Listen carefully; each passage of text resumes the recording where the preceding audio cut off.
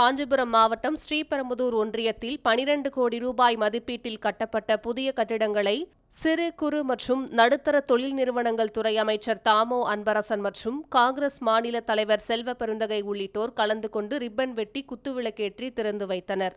அப்போது நிகழ்ச்சியின் நடுவே வந்த இளைஞர் ஒருவர் அமைச்சர் என்ன செய்தார் என சரமாரி கேள்வி எழுப்பியதால் கூட்டத்தில் சலசலப்பு ஏற்பட்டது. போன தமிழே இல்ல மினிஸ்டர் என்ன பண்றா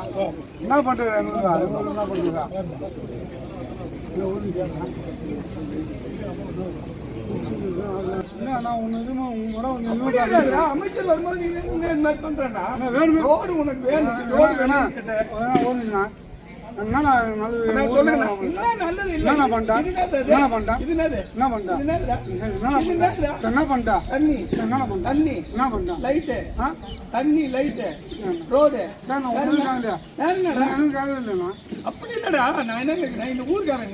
உனக்கு பாதிப்பு இருக்குதுன்னா கேட்கிறேன், நான் சொல்றேன். ரோடு கேட்ட போட்டு தரேன்னு சொல்லிட்டு டெண்டர் போட்டு ரோடு தண்ணி ஆறு